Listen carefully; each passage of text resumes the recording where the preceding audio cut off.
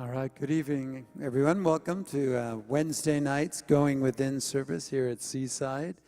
And I'd like to start the evening out with our guest singer, guitarist from Mojo Jackson, TJ Moss. All right. Thank you. Happy hump day, Seaside. How's everybody? Feeling good? Feeling good? Excellent. Well, this is a song called Straight Line. And, you know, I never really lived much of a conventional life. I never had a conventional path. And I recognized that. And I wrote a little song about it and how, you know, it's never exactly the straight line that you may have planned on. Ready?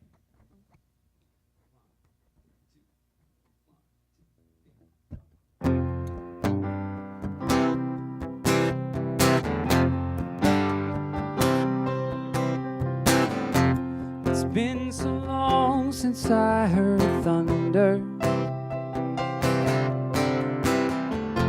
a sound I love and know so well. And it seems the more I roam, forgotten sounds of home grow quiet. The way from there to here ain't easy. The weight's the same, but it's heavier. So I just keep adjusting. And I trust that I'm trusting the compass. I ain't trying to make it a straight line. Just ain't the nature of things. Can't pull out a ruler and draw on some paper, but that won't make anyone sing. There's nothing to take from a straight line. The good stuff is all in between. There's plenty of ways to get to the same ending.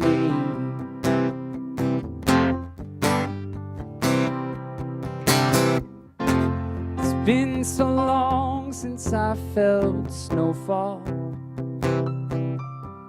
I swore the sunshine had it all. It seems the more I roam, I forget that feeling cold. Makes the song of spring sound sweeter than this. Call it restlessness. I ain't trying to make it a straight line. It just ain't the nature of things. You can pull out a ruler and draw on some paper, but that won't make anyone sing. There's nothing to take from a straight line. Good stuff is all in between. There's plenty of ways to get to the same ending.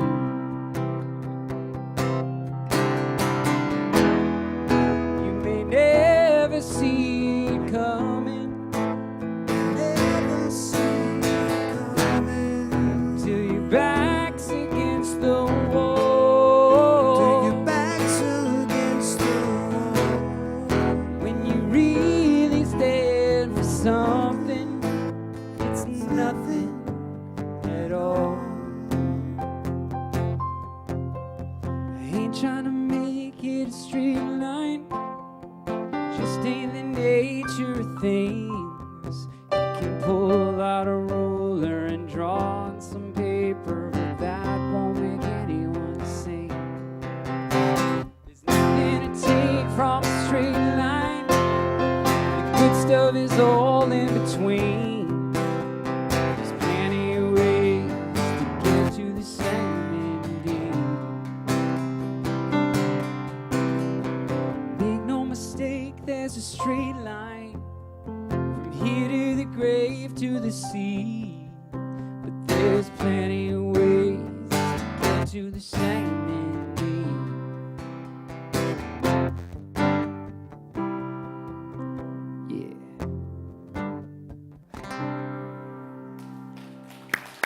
Thank you. Thank you, TJ. Jim Bianchi. Thank you. Jim Bianchi, TJ Moss. He's the Mo of the Mojo Jackson. So welcome to the Going Within Gathering. My name is Reverend Lori McMacken. So we come together on a Wednesday evening in the middle of the week just to remind us of the power and the presence of God as our life with like-minded people and to tap into that field of infinite possibilities and infinite potentiality. For this evening, I will be talking about compassion. And so I'm going to invite you to come forward to set an intention to open your heart and your mind and your soul to be compassionate on a global level and also on a personal level as we practice the presence together. Please come forward.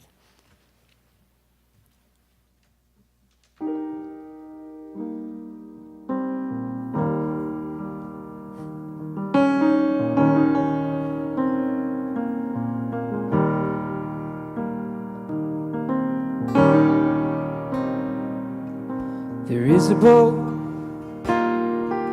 lost at sea. The sail is torn, the mast is weak. The waves have come over the side. The captain abides.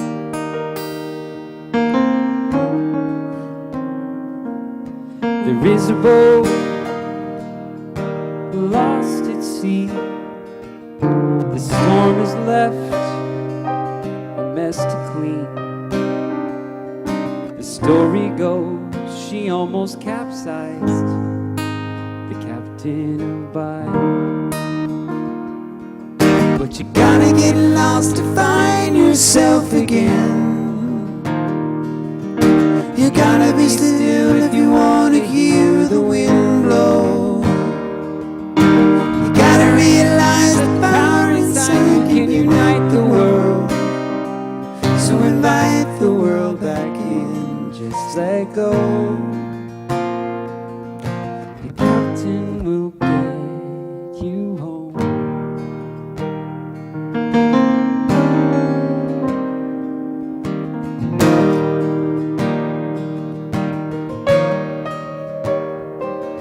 There was a time he used to sing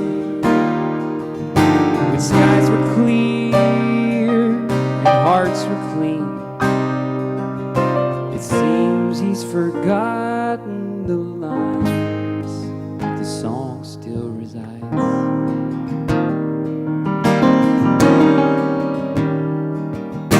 He lost his way, he lost the time. He saw the world through tired eyes. He learned what he could from the time. He did what he could to survive. The captain abides. But you gotta get lost to find yourself again. You gotta be still if you want to hear the wind blow. You gotta realize that the power inside you can unite the world. So invite the world back in, just let go. The captain will get you home. So when you're lost at sea, when that horizon is a little out of reach, it's just another story to tell, just another beach.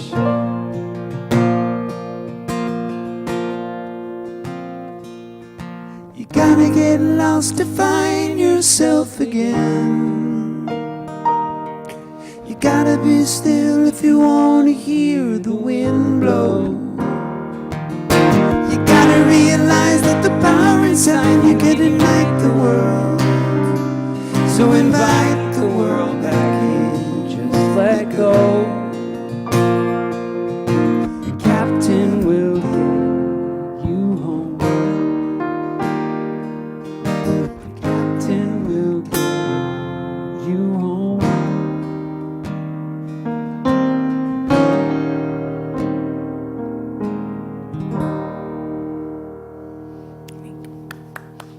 TJ Moss and Jim Bianchi, thank you very much. So this is the time of our service where we practice the silence together. And this evening I'm going to take you through a compassionate meditation. It's called Love and Kindness Meditation. Together, let's say these 4 phrases. May you be happy. May you be free from suffering. May you be healthy. May you find peace and joy. So I invite you to close your eyes and to go within. Sit your back up straight and your hands on your lap with your palms up in the receiving mode. Just say a big sigh with me. Open up your heart, open up your soul. And breathe in through your nose and into your heart space. And in this moment, I would like you to bring someone in front of you, someone in your life right now that you are having difficulty with, someone that you may need a healing around or forgiveness. And as I say the phrase, repeat the phrase after me in your mind and tell that person in front of you this phrase. May you be happy. Repeat that in your mind silently. May you be free from suffering. May you be healthy. May you find peace and joy. Breathe in, and when you breathe out from your heart space and just allow a gold light filled with love and interconnectedness to surround that person in front of you. Again, may you be happy. May you be free from suffering. May you be healthy. May you find peace and joy. Breathe in and breathe out a gold light that comes from your heart space of love and interconnectedness surrounding that person in front of you. May you be happy. May you be free from suffering. May you be healthy. May you find peace and joy. Breathe in and allow that gold light extending from your heart to be filled with love and interconnectedness to surround the person in front of you. And for the rest of the meditation, you either can practice it in the silence or continue the mantra.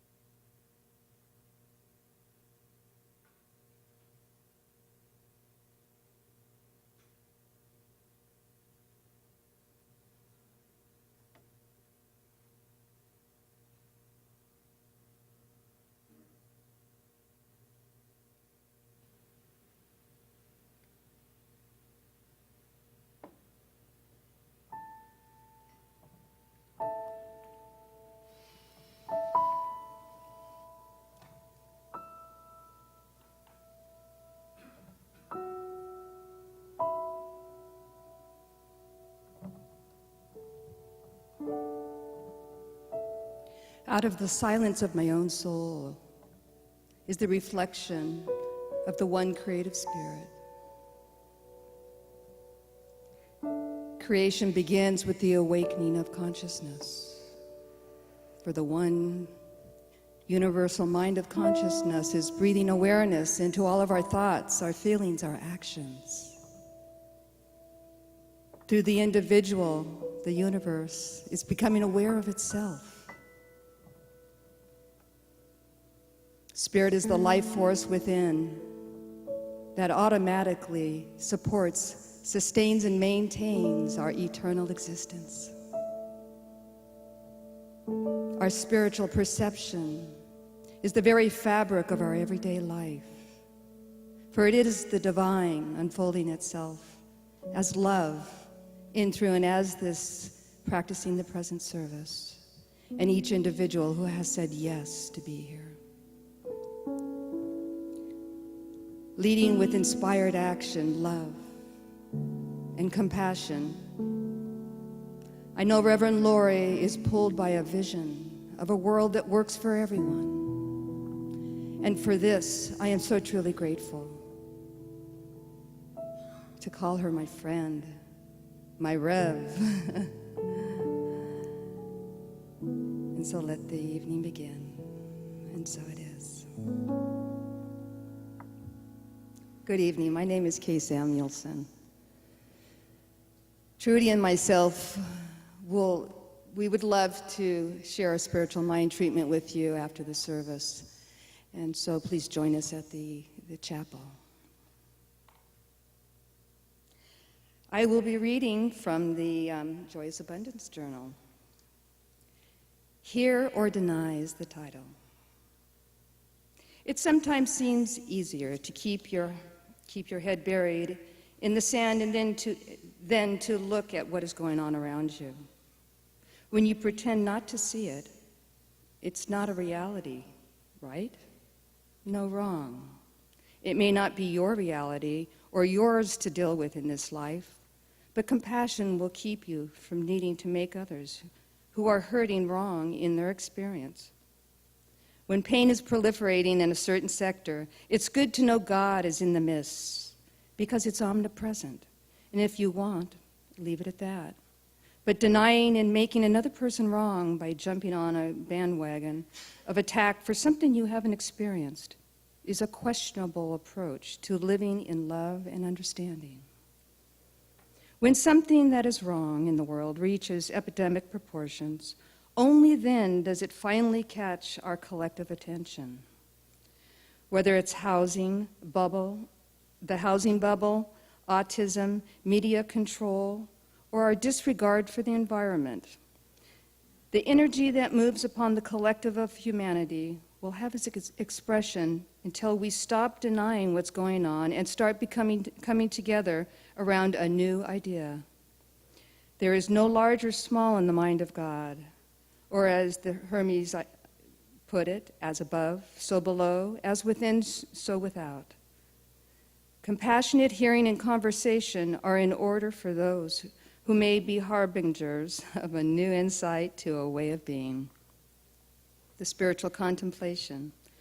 Where can you be compassionate with your understanding in an area where your beliefs want to make another wrong? Affirmation. I hear more deeply. And so let us welcome Reverend Laurie. Thank you, Kay. She's beautiful, isn't she? Beautiful prayer. Thank you for your consciousness. Thank you, Jim. So this evening I'm going to be talking about compassion. The Dalai Lama quotes that compassion is the oneness of all humanity. In the Buddhist tradition, they have a practice called just like me. Just like me, I want you to be happy. Just like me, I want you to be free from suffering. Just like me, I want you to be healthy. And just like me, I want you to find peace and joy. And when we have these connected emotions, We are connected together on the seen side of life as humans. In religious science, we believe and we focus more on the oneness on the unseen side of life. And oh, that is just as powerful. However, in this world today, we look at, especially the Western society, we look at ourselves, especially myself, I am independent, I'm self-reliant, and I'm an individual. But really, what the truth is, I am not. I am interdependent. And I could not survive without you. And you cannot survive without me. For we are all connected on the visible plane of life. If I have a bowl of rice in front of me, the way it came to me was by hundreds of people doing their job.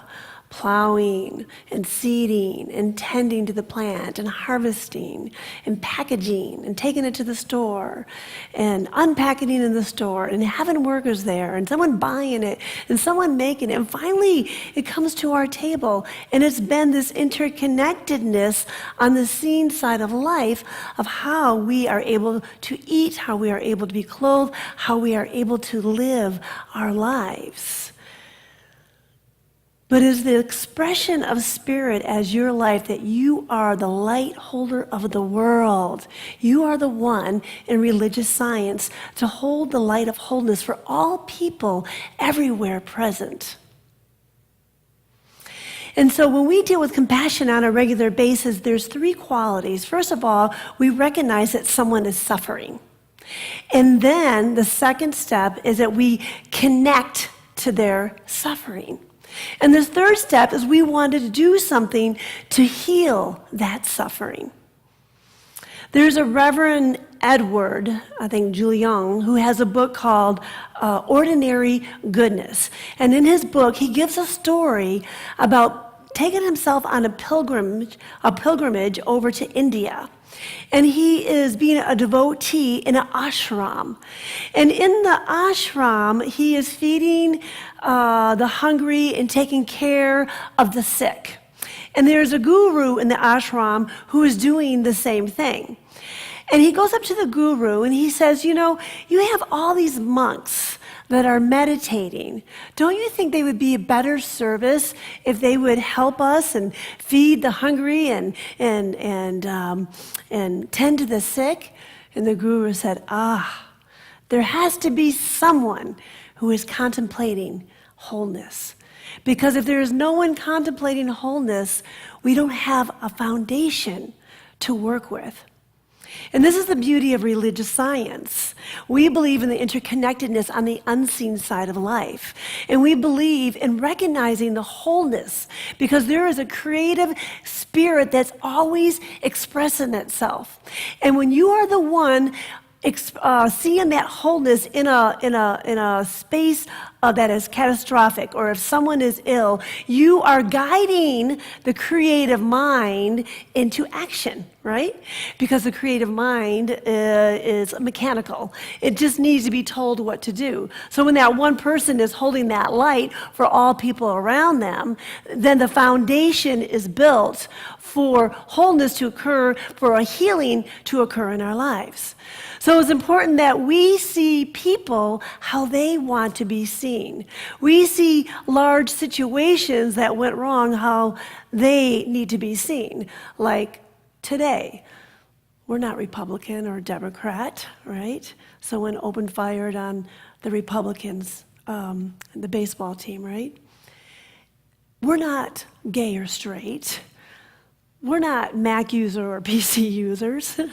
We're humans. We're humanity. That's what we are. It doesn't matter where we live or what color we are, or if we're Africa or from India. We're all connected on the seen side of life, and we're all connected on the unseen side of life. So I know I was going somewhere with that, and I can't remember. Ernest Holmes says there's many cultures, but there's one great mind, one great soul. In CSL, the Global Vision, we have a vision for a world that works for everyone because we see the world how the world wants to be seen. And when we adhere to that, because you are that light holder into the world, we end up healing the globe. I only gave you a couple of the global visions. And afterwards, I'll have that meditation for you and the global vision out in the family room for you. But let's just see, this is how we see the world. Let's speak this slowly together. We see a world that works for everyone, where we are called to conscious and social action, where people have enough food, homes, and a sense of belonging, where there is peace, harmony, and justice for all, where resources are valued, cared for, and shared, where communities are meaningfully involved in service to the world. And so when we see the world as that wholeness, now we have a foundation to build upon. And there's not many religions that practice this, so you are the light holders of the world. And so we have many communities who's going out into the world and they're being of greater service. A couple of weeks ago, I was in Los Angeles and I was watching TV, which is extremely unusual for me. And I saw this amazing documentary about globaldirt.org. Does anyone ever hear of globaldirt.org? They are a group of people, they're in the United States, but they're all over the world, where what they do is they are first response for any catastrophe that happens in the world. They take people who just retired from the service because they're first responders. They know how to do search and rescue. They're doctors, they're nurses. They know how to fly a helicopter and drive a boat. They know how to live out of a backpack. And what they do, when something happens, they move into the world and can be there within seconds. Globaldirt.org, extreme humanitarianism. And this is like the refugees are standing in the middle of the world. They have no food, no water, and nowhere to sleep, and they are there taking care of them on first response. Here's a group of immigrants where there was a boat out in the water and 5,000 people drowned. And they were at first response and able to rescue hundreds of people. And if you go on to globaldirt.org, you will see a video of them rescuing these people out into the water. Isn't that amazing? Mm-hmm. And then if there's a tsunami or a hurricane or a typhoon, they're the first persons there looking for people in the rubble. And so they are humanitarians, and they're doing something on a great level. And if you are looking for some place to donate your money, I know for sure they're going to be in my will. It's just first responders. I mean, no one, just like me, I want to be happy. Just like me, I don't want you to suffer. And this is where they're coming from. They're coming from an extreme humanitarian angle. So not only are we compassionate on a global level, but it's important that we learn compassion on a one-to-one level. And compassion can be kind of difficult because compassion is asking you to be in an uncomfortable situation. Because when someone is suffering, it's not easy to watch someone suffering. Do you agree with me? It can be very, very difficult. But you can be that witness, and you can stand there in the silence, and you can hold that space for the person, then you are allowing a space for healing. The Lakota people, which is the Indians of North and South Dakota, they quote, "In the midst of sorrow, sickness, death, or misfortune of any kind, and in the presence of the notable and great, silence was the mark of respect. More powerful than words was silence with the Lakota." This is a place that we hold for our loved ones when they are struggling, where we don't have to give them advice. We don't have to lecture them or tell them a story about ourselves when they're in the process of their struggling. We're more powerful if we stay in a high conscious silence and know the wholeness for them. For what happens to them when you witness them in their struggle, they find their way back home. And they're the only one that can find their way back home. Just the other day, I was talking to my mother on the phone, and I was struggling with something. And my mother likes to give advice, but in that moment, she had no advice. And that was a good thing, because as I continued to struggle with that, and she held the space for me, all of a sudden, at the end of the conversation, I was complete. I had the answer. I knew exactly what to do. But I just needed someone to be that witness for me as I was in the middle of my struggle. So Reverend Edward, he has the book called Ordinary Goodness, and in the book he tells a story about when he was a little boy, he would come home. And his grandmother would be there, and he would tell his grandmother a story about what happened at school. And she would click her tongue 3 times and go, and then she would listen to him talk, and she would say, "Oh, that's terrible." And he would continue to talk, and then she would say, "Oh, that's just horrible." And then he would continue to talk and talk and talk, and then she would say, "Oh, that's miserable."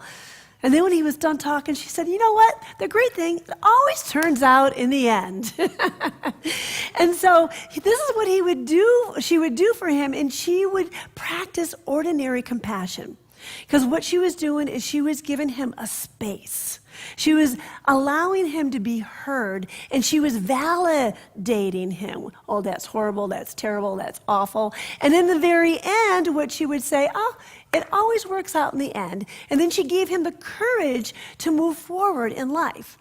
And then he became a religious scientist. And he learned that your thoughts create your reality, and what you think about comes about. And then someone said to him one day, "Now, what were you thinking to bring that into your life?" And he thought, that's not really compassionate. That's true, but that's not really compassionate. And so when he had a roommate in college, he went to his roommate to complain about something, and his roommate started giving him advice. And then his roommate started to tell him about his story. And then his roommate started to lecture him. He said, "Can you just please not say anything? Just say that's horrible. That's terrible. That's miserable. And then when I'm done talking, can you just say, it always works out in the end."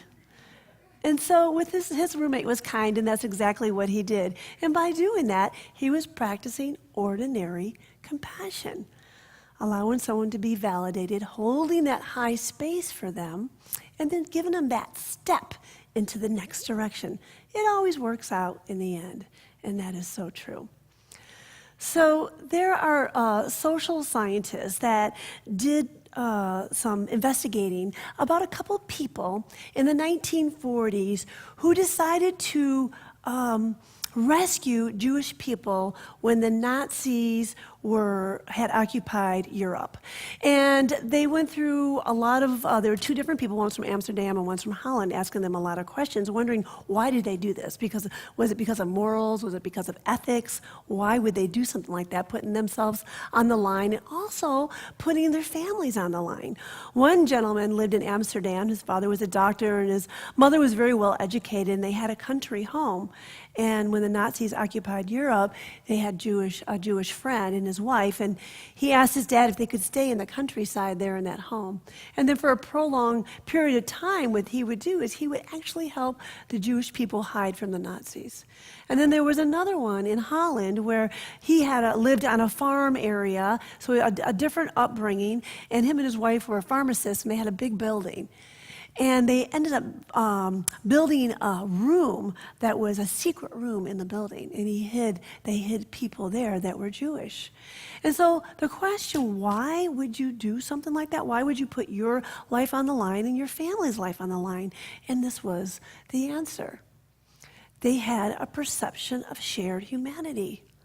It's not that you're Jewish and I'm German. It's that you are human, and we are all human. Just like you, I want you to be happy. And just like you, I want you to be free from suffering. And this is really the heart of true altruism. When you are doing something not because you're going to get something out of it, you are doing something for the greater good of the world. Just like me. This virtue was one of the noblest with which man is endowed. Seems to arise incidentally from our sympathies, becoming more tender and more widely diffused until they extend to all sentient being. Charles Darwin, 1809 to 1882. This has been around for many, many years. So there was a compassionate teacher, and she decided to do the love and kindness meditation that I had given you in the beginning. And she had put a difficult person in front of her, and she decided on her ex-husband and her ex-husband's new girlfriend. So one day she would work on the ex-husband, the next day she would work on the new girlfriend, and she would do the love and kindness meditation. And then 6 months later, she decided to change her compassionate meditation to the people in her family. She wanted her loving family to be in her meditation and do a compassionate meditation around them. To her surprise, what had happened was that her ex-husband and the girlfriend showed up in her family of love. You know? So this is what happens once we energetically realize that even the people that give us difficulties, that they are part of our human family. And every time that I do a talk, I'm learning a lesson. For some reason, I'm given the opportunity to apply it to my life. And I was in Los Angeles, and I used to live there for 10 years. And when I left Los Angeles in 2010, I left as a wounded soul. I was meditating a lot, and I had a great awakening, and I realized that my life was full of lies, betrayal, and deceit. And I had to leave everyone behind, my friends, everyone behind. And it's not that I wanted to lose my friends, it's just that I needed to unplug at that time. So years later, here I am, I've healed, I've done my work, I'm good, I'm happy. I go back and I'm working in Los Angeles, and I decide to dig up an old friend. And I haven't seen her in 5 years. And we had a beautiful lunch together. But when we were having lunch, I realized that I felt from her that she was hurt. Like I somehow hurt her, and I didn't realize it because I unplugged her from my life, and I was in so much pain at that time that I didn't know that I might be hurting somebody else because I couldn't even see past my own drama.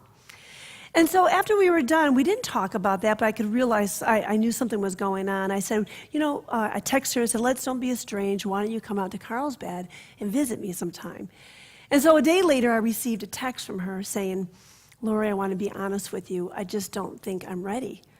I'm not ready. And I knew exactly what she was saying. Because I've healed and I'm happy and I'm ready to play again, I pulled away. And she's just healing because I'm asking her to come back into my life. So I text her back, and I just said, I didn't realize until I met with you that I may have hurt you in some way. And at the time, I was so wounded, I couldn't see past my own wounds. And I love you, and I adore you, and I honor you. So if you are open, I would love to hear your side, and I would love to sit and speak with you. So the next morning, I don't hear from her, and I realized I just have to give it up because now it's her journey. And so what I did was I erased the text, okay? And then I was putting this talk together, and I was doing the love and kindness meditation. And I thought, you know what? I'm going to do this love and kindness meditation on my girlfriend. So I sat there for a half hour, and I did this love and kindness meditation on my girlfriend. And 5 minutes later, I received a text. And she said, next time you're in town, call me and we'll get together. It was so beautiful. It really touched my heart. So it's amazing what we can heal with just our energy and just showing other people that, wow, I hear you, I feel you, I want to know what's going on with you. I don't want you to suffer, just like me. And so I have a video to show you I've been watching this video for a while, and it's just a beautiful, I'm sorry, I didn't prepare you very well, did I, Melanie? I was supposed to prepare Melanie so she can put the video up. But it's about Korea Got Talent, and you may have seen it. It's about a young boy that went through terrible odds when he was little. Actually, you got it? Okay. He was on the streets when he was 5 years old. I'm going to sit and watch it with you.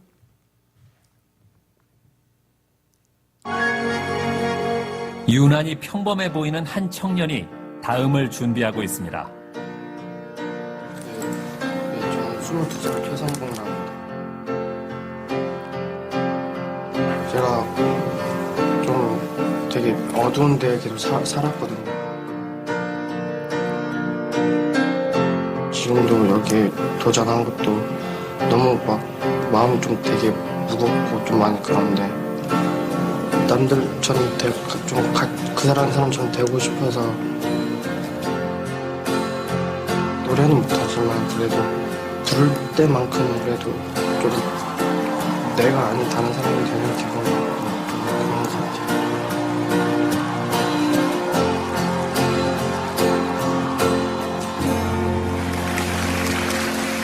안녕하세요. 네, 안녕하세요. 22살 최선봉이라고 합니다. 풍기는 외모로 봐서는 지금 무슨 일을 하고 계신지 가늠을 할 수가 없어요. 네, 그냥 막노동하고 있습니다. 네. 새벽에 네.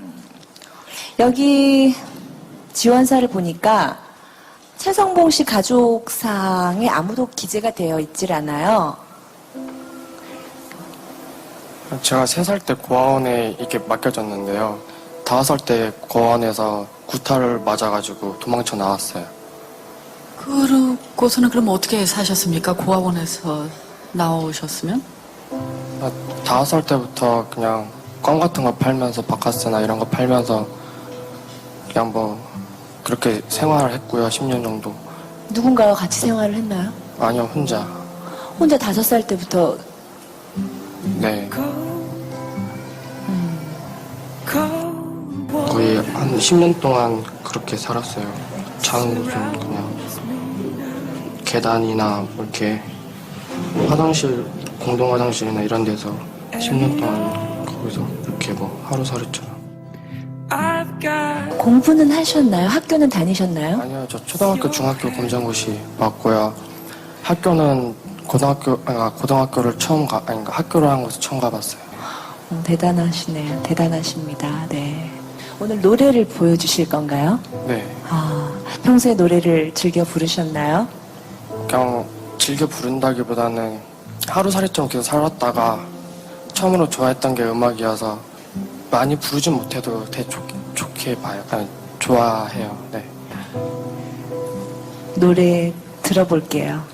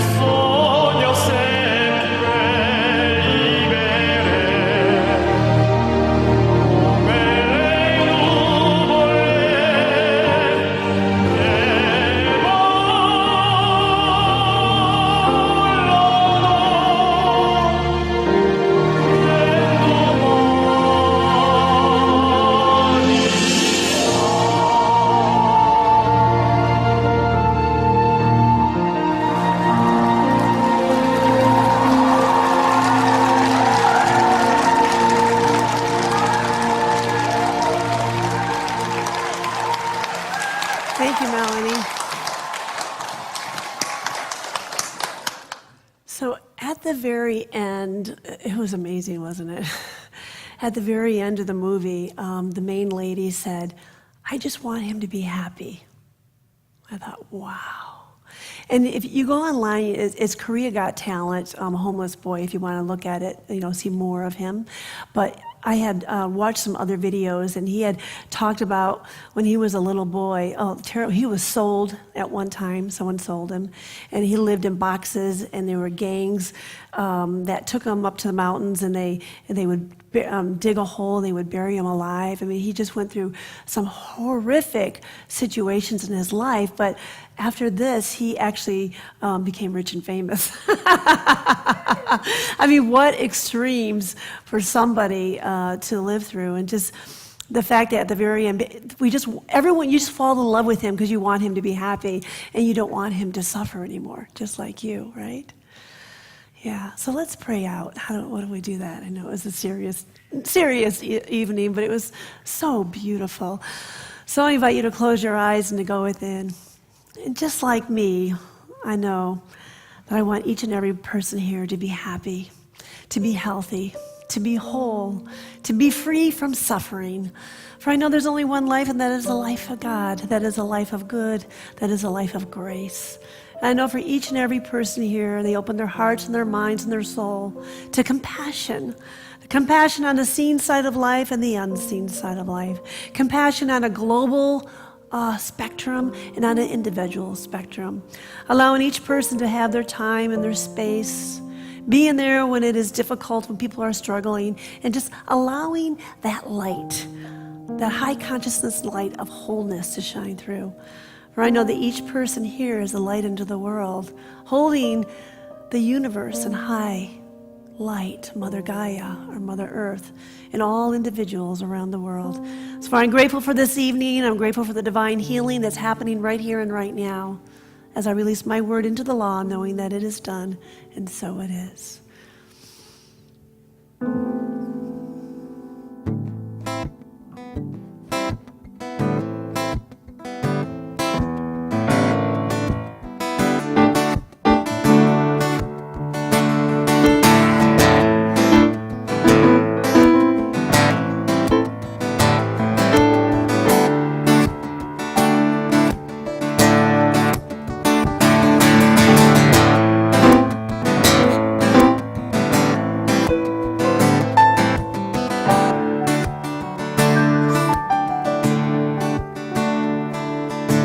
Woke up feeling different. Woke up really missing something I can't quite remember. Something simpler. Woke up in a different light, a strange reality. And I think it's time to say this truth that lives inside of me. We get knocked down, we fall apart.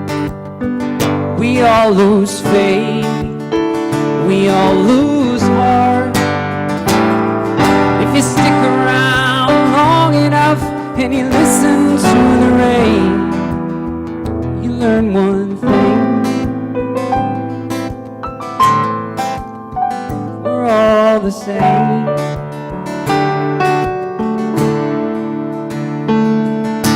I woke up on a mission, I woke up with a vision. I woke up with my head all full of songs. I woke up feeling powerful, but what was I to do? The other guy had held on for so long.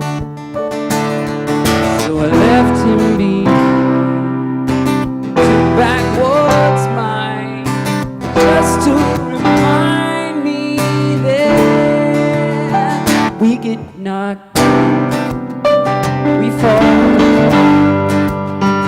we all lose faith, we all lose heart.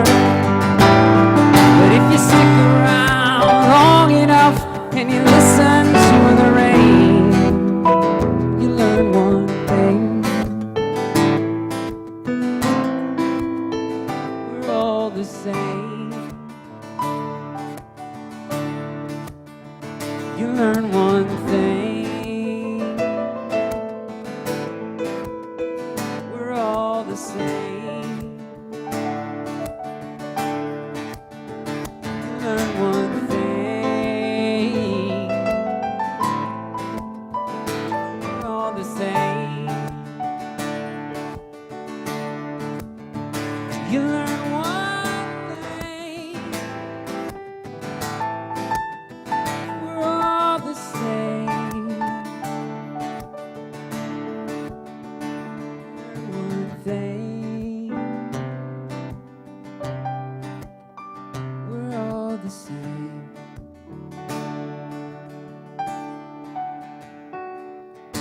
I woke up feeling different. I woke up really missing something I can't quite remember. Something simpler. Thank you.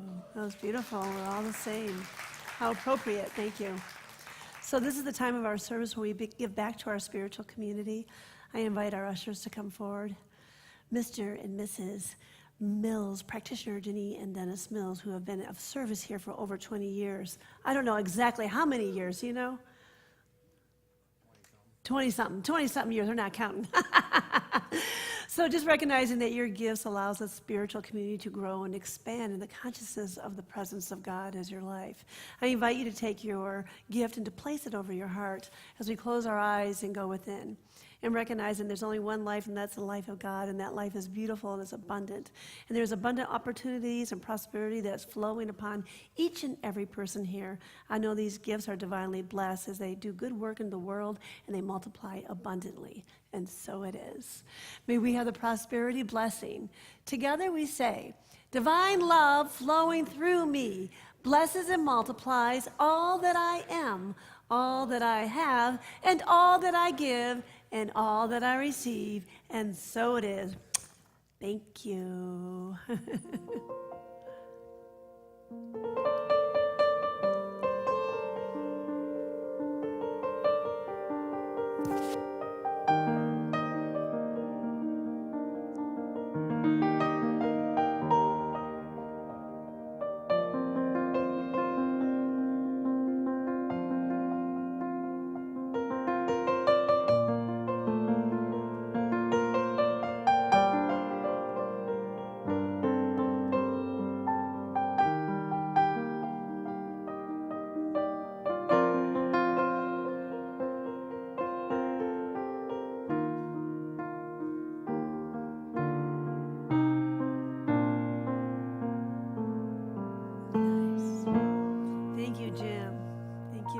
So this is the time of our service where we have compassion for our loved ones, and we hold them in the light of healing.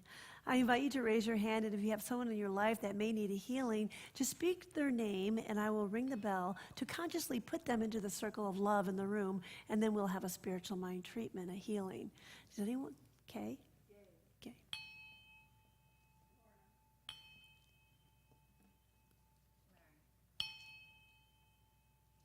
Mary.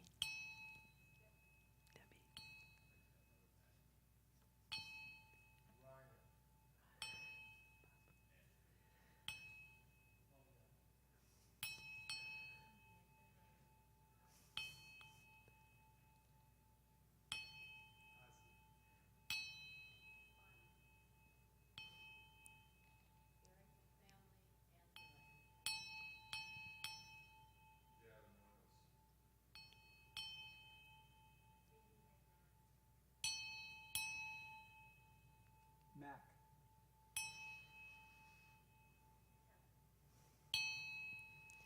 And I want to put Wendy into the circle of love. All right. So I invite you to close your eyes and to go within. And how beautiful we come together as one. We know there is no beginning and there's no end. There's a circle of love, a circle of light that's expressing itself through itself and as itself and by itself. And I know that my life is the life of God. For I know within the consciousness of this room, the circle of love is complete and binds all together with cords of everlasting love. I cannot depart from its presence nor wander from its care. The circle of love is complete within the consciousness of my mind, is complete within the consciousness of this room. For I know each person is that essence of love, that essence of light. There's a perfect God, a perfect man, and a perfect being expressing itself right here and right now through each and every person's life. I know the loving arm of God surrounds each and every person. For the divine knows exactly what each person needs in their life to be healed, and it is already done in the mind of God. Perfect health, abundance, joy, peace. I know there is no suffering in the mind of God. There is only love and joy and wholeness. And I am grateful for this divine knowing as we allow that creative spirit to move in their life with ease and grace and allow this healing to happen now as I release my word into the law, knowing that it is done, and so it is. And what's going on inside Seaside? I'll be teaching a class starting next Monday called Grace, Guidance, and Gifts. Sonia Choquette is a beautiful woman, and she wrote a beautiful book. And it is a spiritual practice of daily. Either one week will be focusing on grace, the next week guidance, and the next week gifts. So join me for that, starting Monday. And if you want to build your brand, your list, your presentation skills, I don't know a lot, but Dr. YouTube taught me everything I know. So if you just want to know the basics, come and join us. It's a 4-week class. It's going to be creative and it will be fun. And our very own Ginny Mills, master practitioner, will be teaching. No, wait a minute. Forget that. Don't tell her I showed it, okay? That was June 13th. Oops. Kay Samuelson right here. She is the deep sound meditation girl. She sponsors them here at Seaside every Monday from June 5th to August 28th. And this also supports the children of Nepal, right? A greater good in the world. And of course, James Von Prague is going to be here on the 30th. It's such a beautiful heart-opening evening, so join us.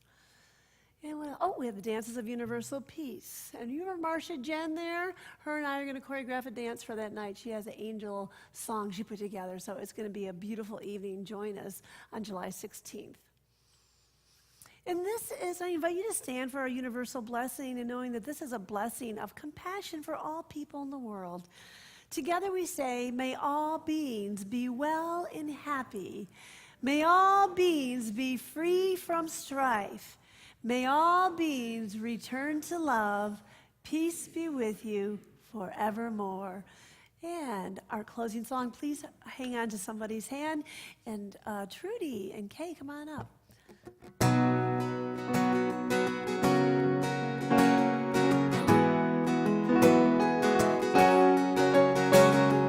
Let us all fill with peace from the angels who love our world. Let your hearts fill with peace from the angels who love our world. Peace will change our world. Peace will change our world. Peace will change our world. Peace will change our world. Peace in our hearts. Peace in our world. Peace in our hearts. Peace in our world. In our world. I love you, Seaside. Join us in the family room for cookies and tea, and I also have the global vision and the meditation for you if you want to take that home. All right?